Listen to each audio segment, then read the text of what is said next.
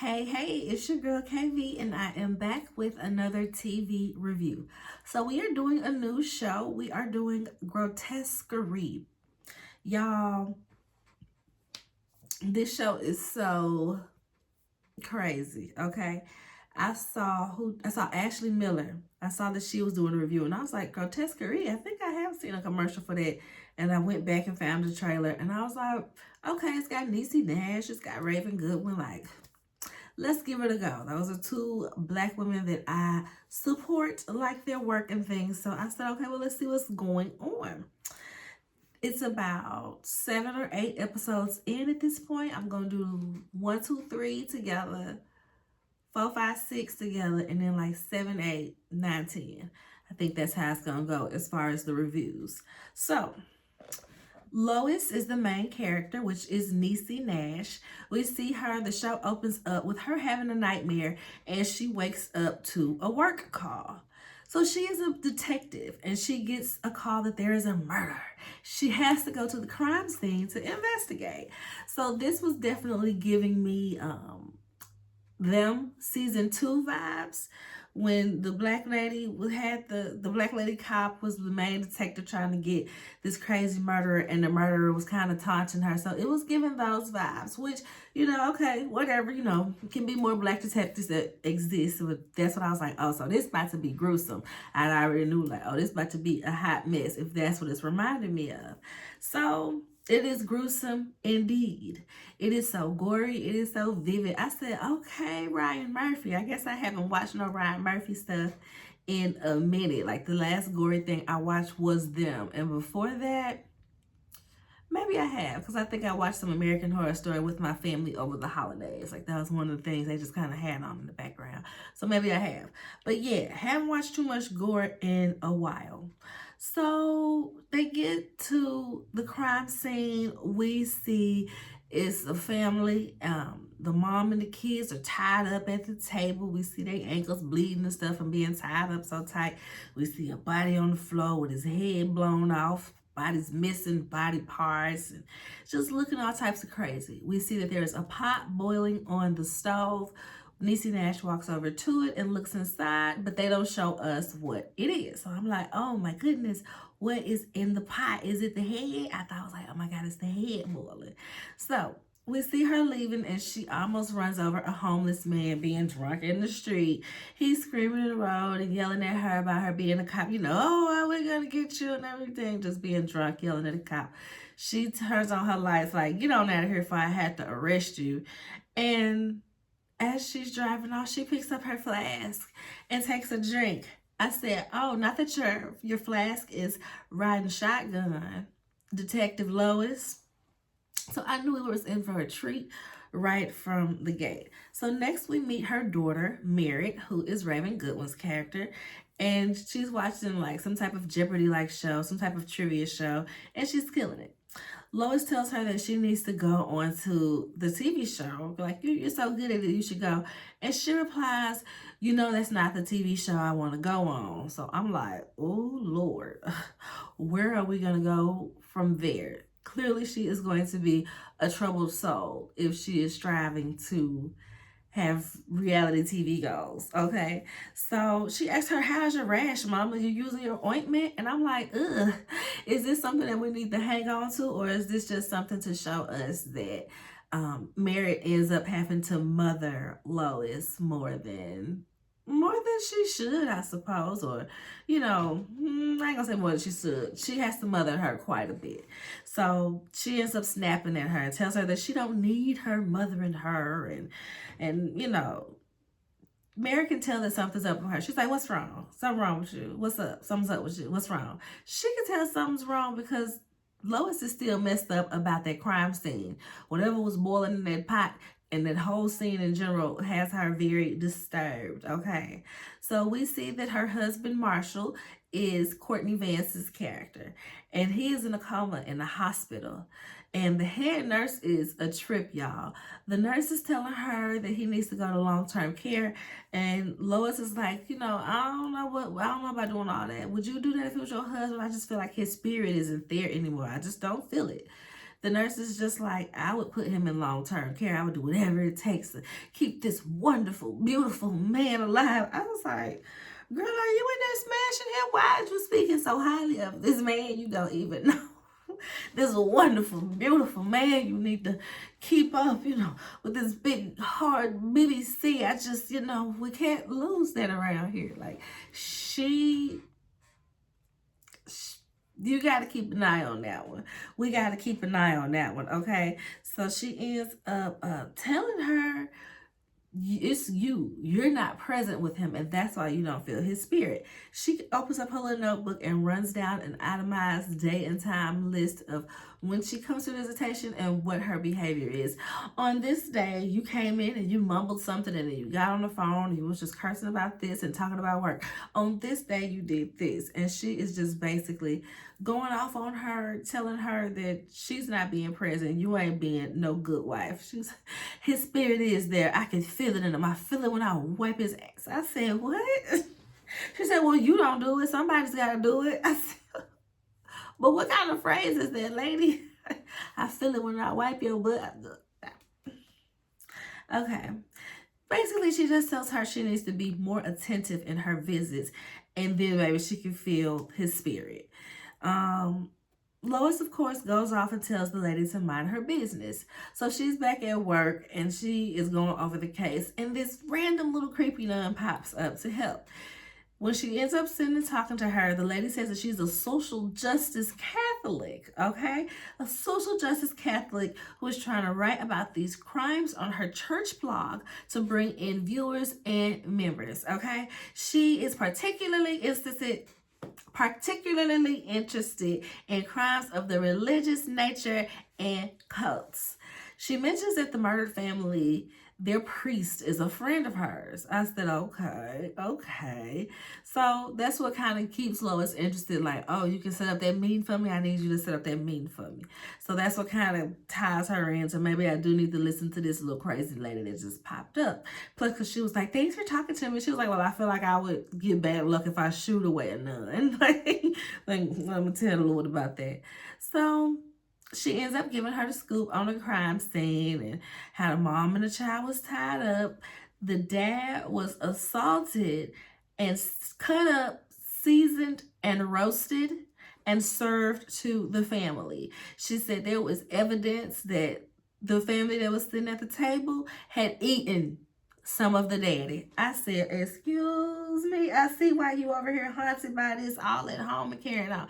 They had to eat some of their loved one, they daddy.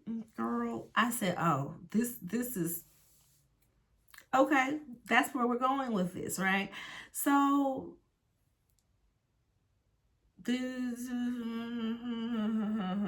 she still wouldn't say out loud what was boiling. She was just like, think of the worst thing you could ever think of, and it still wouldn't be as bad as what was in that pot. I was like, Jesus.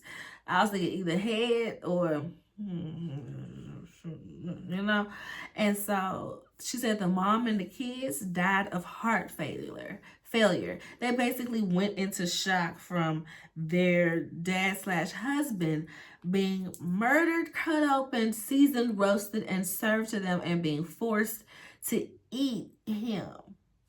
Yeah, I can see going into some type of shock that would take you out the game, because that's a lot going on while you're tied up and somebody's threatening to take you out next. And clearly, he ain't playing if he done did all of this to my loved one, right? She also tells her that the only reason that the police was called because there was some loud chamber music. And she was like, what kind? Like who? She said it was Mozart. And the nun guesses exactly what the song is. So she's like, how'd you know that? And she reaching for her gun like, is this girl the murderer? I was reaching for mine too, girl, because she too creepy for me. And she was like, it just fits. She starts explaining all of this religious tie-ins to the crime. So At this point, Lois just feels like she got to keep an eye on her. Well, for me, this is what I would be thinking. You got to keep an eye on her one way or the other. Lois might be too drunk to even, really have the reflexes right now. But, she's a good cop at her core. So she's going to get the information and the insight that this creepy little nun has. And hopefully keep an eye on her, because I wouldn't be surprised if she was the murderer or she was close to the murderer. And it's just so many little instances where I'm like, okay. So later on, we see she goes to see her husband, and she is being more present, but she still got that flask in her hand, y'all. She's still in there drunk. She's venting about Merritt and how she was eating 2 dozen taquitos. Because when they was sitting there watching the little show, she had two dozen taquitos, y'all. I said 2 dozen? That's like 2 whole packs, y'all. And that since he been in there in a coma, that Merritt has just been eating, and she wants to go on half-ton trauma. It's a show like The Biggest Loser. Like, come on out here, fat people, and we're gonna whip you into shape. It's a reality TV fat camping. We're gonna whip you into shape, and we're just gonna see who wins the most. And if you slacking, you ain't doing what you need to do. Do they send people home? I feel like you gotta send people home on those type of shows, right? I don't really watch it. It was always a bit demeaning and disgusting for me. But yeah. Yeah. So then she cuddles up next to him and she starts reminiscing about how they were back in the good old days, y'all. She gets home and she thinks somebody is in her house. She is like, pull a gun. She's going all around. She outside shooting in the dark, and Merritt comes out there like, girl, what is your problem? Why are you outside firing your gun? And she's trying to tell Merritt, like, girl, it's something going on. Somebody was over here. And Merritt was like, girl, you need to get in the house. And she was like, girl, I'm the mama. You need to get in the house. And that's episode 1, right? That was the pilot. So episode 2, let me drink a little water. My mouth is a little bit dry. I just jumped right in. I ain't tell you how I was doing or nothing. I'm out here doing good, y'all. It's spooky season, and I feel like, I don't know if it's an influx of spooky shows or if it's always been spooky shows. I just don't be knowing that nothing is on or, available or happen, exist. So I've been watching a lot of spooky stuff.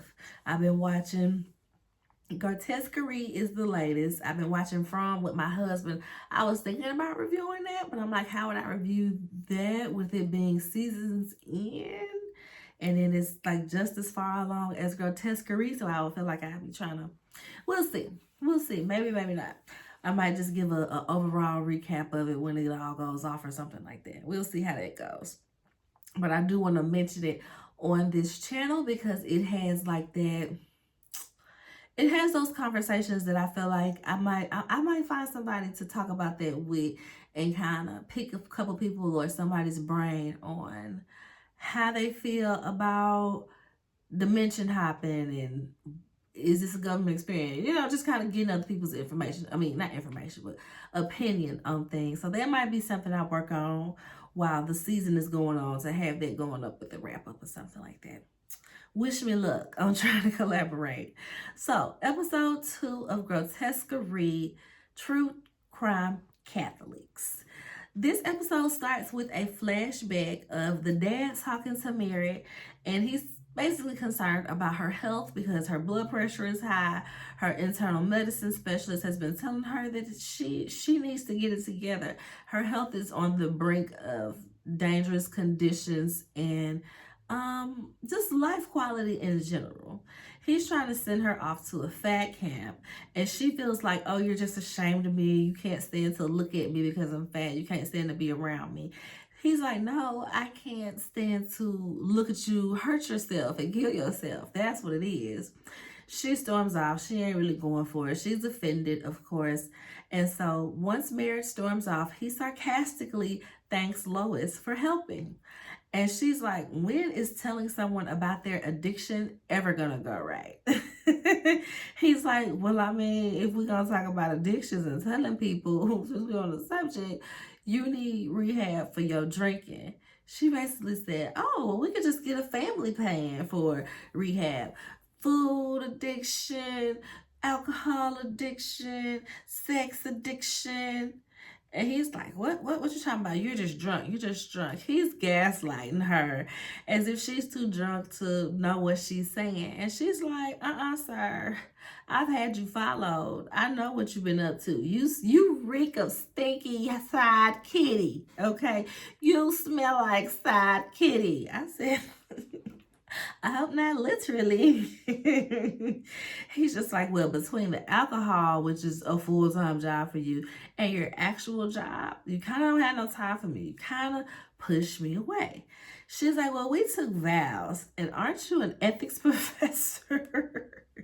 She ends up pushing him out, and she wishes him dead. He says, you better hope you don't regret saying that when I do die. I said, ooh, and now he's in a coma. Because whole time, current day, Marshall is in a coma, y'all. Don't forget, Courtney B. Vance seems to be in every episode, as in there's always a flashback scene of him. But as far as the current day status, that man is laid up in the bed somewhere, okay? So speaking of him, she goes to see him, and the nurse is talking crazy per usual, and Lois about to pull the gun out on her, and the nurse tells her, like, girl, I will have you beaten and chained to one of these beds with how this hospital security go. Don't play with me.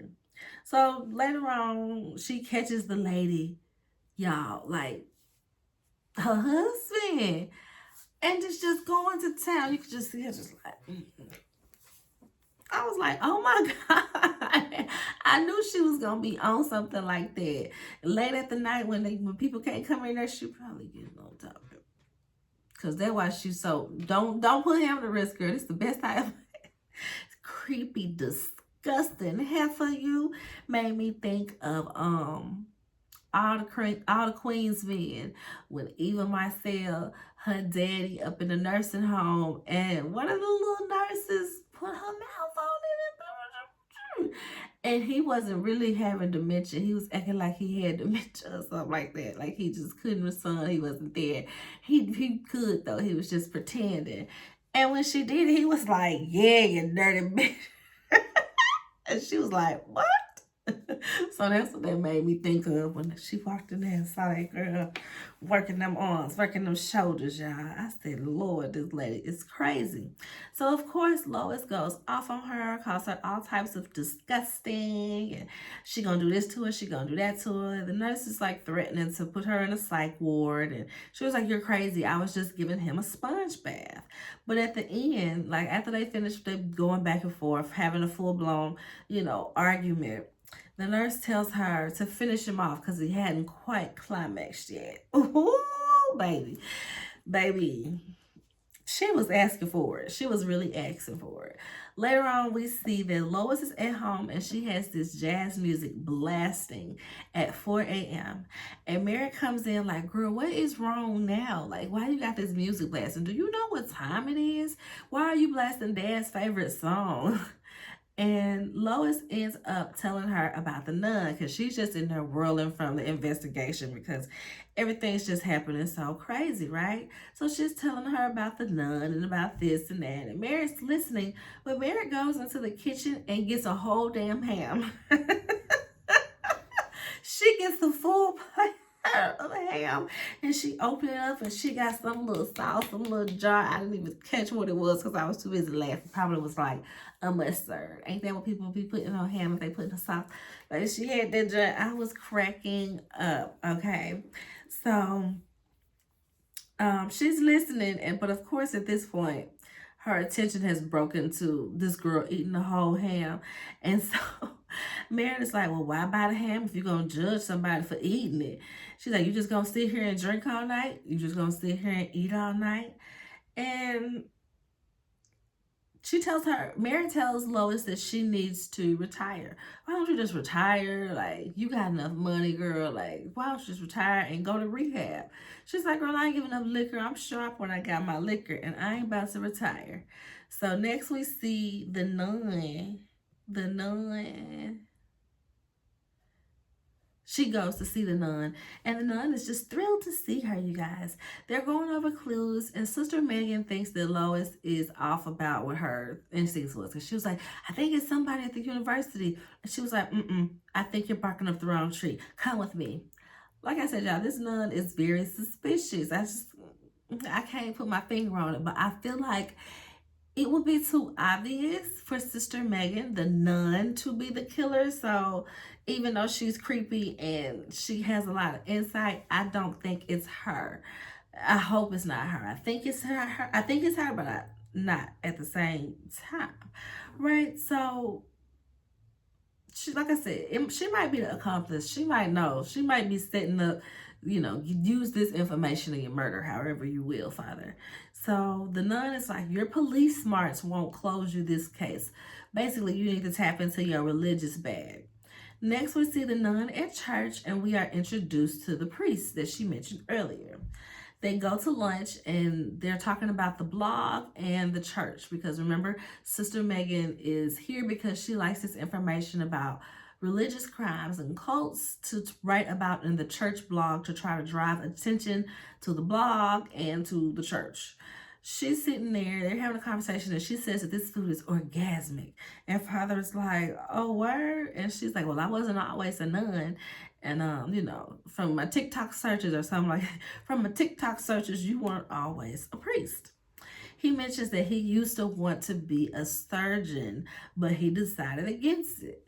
This had my antennas up because at both of the crime scenes that we've had so far, they mentioned that the killer knows his way around the scalpel. The way that, I think it's only been one so far, but it's going to be another one that knows the same thing, something like that. Knows his way around the scalpel. So I'm like, it's given he the murderer, and Sister Mary is telling him this stuff, or he know he got the blog, so he know what to use to go back and talk, because he knows who this people is and who to search these things on. So he is impressed with her work on the blog, and he wants her to speak to the church. They end up talking about their odd love for true crime shows and podcasts, and they said with these murders, they search for the God, but they summon Satan in the murders. I said, okay. They both even have favorite serial killers, and they bond on this as well. So next we see the priest is, himself, and then he sits down with like this whip with these balls on the end and beats himself for pleasuring himself. I said, oh my God, like beating himself, like bleeding, welts. It was just absolutely insane and gory and graphic, okay? And nothing really makes me squeamish, but I be like, ooh, still nasty. So he's cleaning himself up, and he calls Sister Megan in to help him with his back.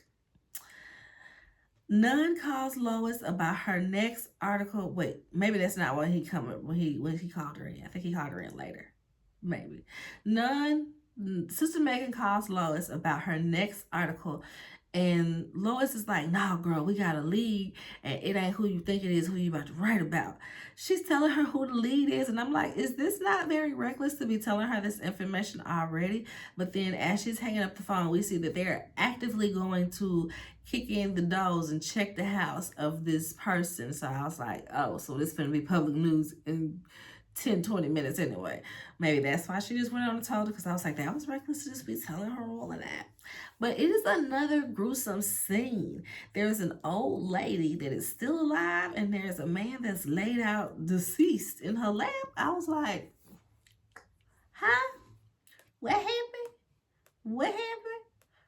She goes to lunch with the nun who got a bruise on her face, and she's like, what happened there? Oh, I tripped and fell.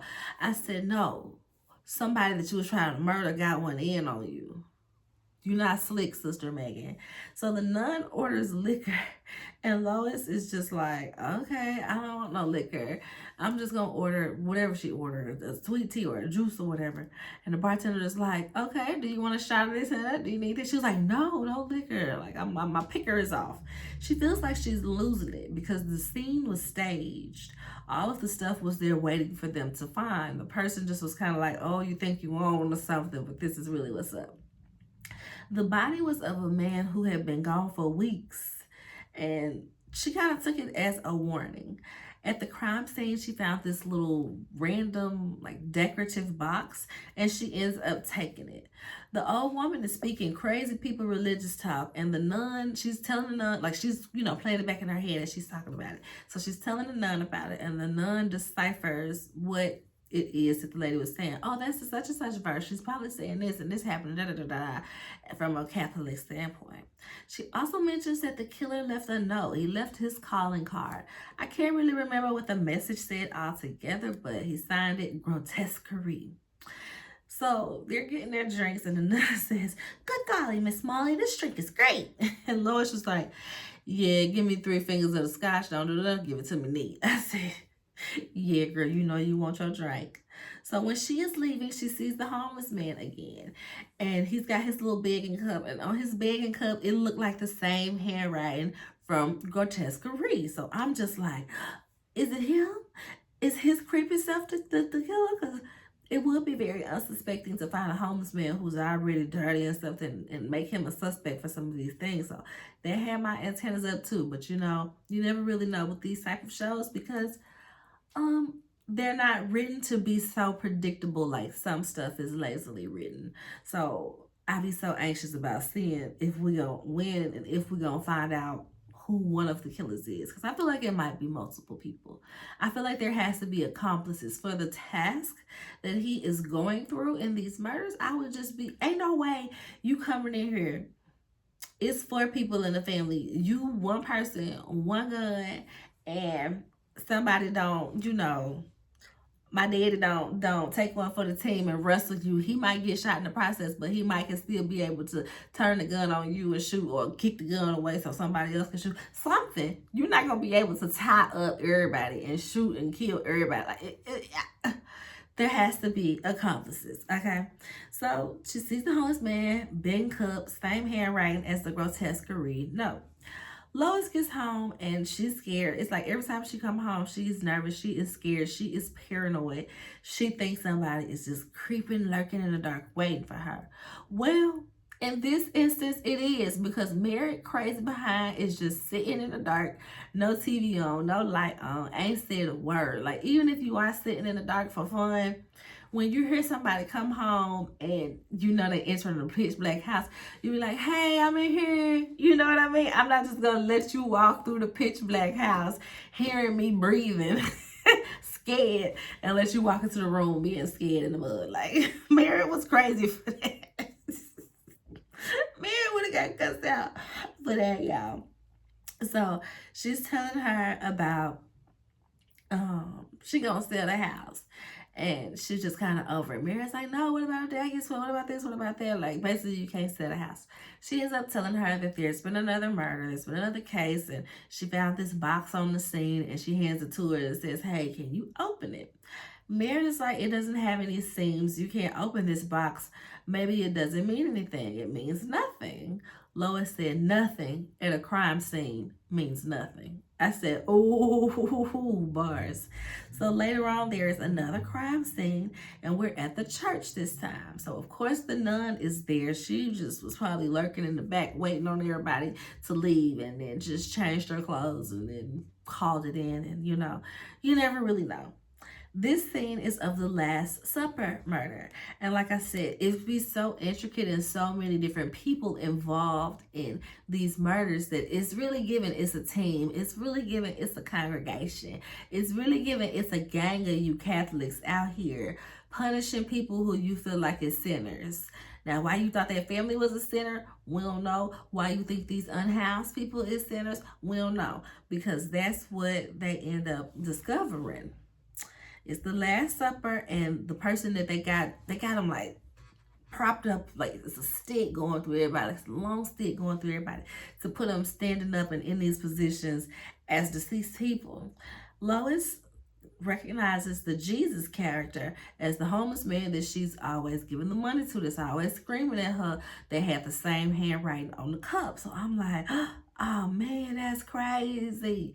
They went on and did that theory for me real quick. So she concludes that they were all homeless and preyed upon. Mary's sister Megan was like, they're unhoused. I said, exactly. So episode 3, Bender. So this episode starts with Mary trying to do her video entry for this fat half-ton trauma show that she's trying to get on. Lois' drunk self is criticizing everything she's doing, from her tone to the message to the backdrop. And overall, she's just feeling a way that Mary is defacing herself because she wants to be on this show. She's just like, girl, you're a smart girl. Talk about how you aced the SATs. Talk about how you did this. Talk about how you got there. She's like, girl, they don't want to hear about that. They want to hear about my struggle. They want to hear about my parents. She was like, girl, struggle? You ain't dealt with no struggle. You ain't got no trauma, okay? Now, next we see Lois is about to make her... I be worried about somebody calling and disrupting the video. I be having alarms. So my 1 o'clock alarm for my daggone vitamins done went off and stopped the video. So I'm going to have to send it through the first app to merge it any daggone way. So annoying. So where was I, y'all? Turducken. Lois is going to make Mary a turducken. What is a turducken, you ask? Because I certainly did. I certainly asked, what is a turducken? A turducken is a chicken and a duck and a turkey sewed up and cooked. I said, now that is just interesting. She's, explaining it all to her. Mary is so excited about it. She's like, this dish has over 12,000 calories. So if you eat it over the week, that'll be such and such calories a day. And Mary is like, yeah, but I'm planning on eating it in like 1 or 2 days. I was just like, I'm about to throw up. I'm about to throw up, y'all. This is the scene. They end up, this chair, I don't know why this chair, like it moves more than it used to. This is the scene where they vow not to judge each other's vices, okay? If you don't talk about me and my drinking, I won't talk about you and your eating. This makes me very afraid for their health because I'm like, y'all need to be concerned about each other and the drinking and the eating. This is going to go crazy for them. So they mentioned how the dad was the cook and Merritt asks about how they met. She gives her this story of him and his students coming to her restaurant when she used to wait tables, and they're showing us the flashback of it all. They fell in love and grew closer and closer. We found out that she was in pre-law, and that's what her dad wanted her to be a lawyer, but she didn't want to be no lawyer. She wanted to be a cop. Yeah. Hold on, let me take a sip. This scene with this flashback is hilarious to me because they got them as their old 50, 60-year-old selves playing their flashback scene that's supposed to be like 30 years ago. Why are y'all playing with us? Y'all could have hired two actors to play these people 30 years ago. Niecy Nash's daughters, they look just like her. You could have picked any of, I think she got like 3 girls. You could have picked any of them girls to play their mama to be that flashback scene. Because this was just insane, y'all trying to give us, young Niecy Nash meeting this slightly older guy at the restaurant. When you showing them as their characters. That annoyed me. I'm not gonna lie. So Lois is always having these nightmares. She's having these nightmares. And Merritt wakes her up because the phone is ringing. And she's like, answer the phone. It could be the hospital about Dad. I'm like, Merritt, can you not answer the phone? Are you not an adult? Do you go see your daddy? I was just like, what is happening? So it's work. They got another crime scene. Lois is drunk as a skunk at this part, y'all. She is very much drunk. She's driving reckless, like she's just like like all types of crazy. She gets there, she parks, all the other police cars are like in a little semicircle. She just kind of pulls up in the opening and just kind of stops, like no type of uniformity to it, just looking all types of crazy. And I'm like, this is not gonna fly. She is a black lady, and it seems like she's the lead detective, and you doing this with all these little white boys as your subordinates. They are about to be at HR, at internal review, talking about you, because this is just all types of crazy. She can't even walk up the stairs to get to the crime scene, y'all. She's stumbling down the stairs. She all on the rail. I'm just like, ooh, baby, this is a bad look. You are at work. Now people texting me. I had sent Melina's cousins and stuff a flyer about some fun Halloween stuff, some community events for the children during Halloween. And everybody's gonna be there. It's gonna be so fun. She's gonna be so excited to see her cousins. I just let her make my baby happy. So they get to the crime scene. It is some loud Mexican music. It's strobe lights. It's just, it is just so overwhelming of a scene. There are multiple bodies stitched together. Multiple body parts just stitched together, y'all. It is a hot mess. And she's asking, well, who are they? Who do these body parts belong to? They were like, oh, we're going to tag it and the DNA will be back in 3 days. She drunk and she is overstimulated by all of what is going on. So she's like, oh my God, have y'all not cut this music off? Yeah, we're looking for this. We're looking for the switch. And then she just goes and she finds the thing and she yanks the cords out so that the music would stop. They're like, girl, this is an active crime scene. You can't just go around touching stuff. Like, you don't even need to be here drunk. No way. Like, you need to go on somewhere. Lois goes off. This shouldn't be here. I shouldn't be here. This shouldn't be here. Pointing at this sewn together pile of body parts. The cop is like, you reek of vodka, which is hard to do. Like, girl, he said, I got a duty to the force and to this community for you to not be here on the job drunk. Baby, this sent Lois into a tizzy. She went off. Who in the community do you have a duty to? And then she starts naming these random names. What about Jessica Foster, huh? Remember her? She came in saying that, she had been assaulted and you arrested her for prostitution. And she ends up naming 3 or 4 other people where the girls came in, but since they were prostitutes, whatever that was reporting got swept under the rug because we can take you in because you out there working illegally, okay? And they're like, what do these people got to do with this? She's like, that's them. That's them up there. And they're like, how do you know? How do you know that that's them? She said, they were all prostitutes that came to you for help. You arrested them. And I remember because they're tattoos. Such and such had a tattoo on her ankle of this type of flower. Such and such had a scar on his chest from this. Such and such has, and she's just pointing out all the body parts and how the killer apparently picked the significant marks on their bodies to cut out and paste together. Like she said, it's given that they're haunting her. They know that she has some type of contact or some type of dealing with these people, and they're going to put it on display. I'm going to take these people out. And apparently they were all sex workers. So she's just like, and you want me out of here for the community when you don't even know the community? And she turns to the other guy, did you get all those names? I want everybody that they've talked to in the last 3 days or whatever. And so she really flexing her chops on these folks. Like, even in my drunken stupor, I'm still a better cop than you. I said, ooh, not that I condone you being this drunk, especially at work, but flex on them, my sister. She really flexed on them because she knew exactly what she was talking about. She was like, and you wanted me to wait 3 days for DNA just for you to tag them as John Doe's and throw them to the side? But you want me off the case?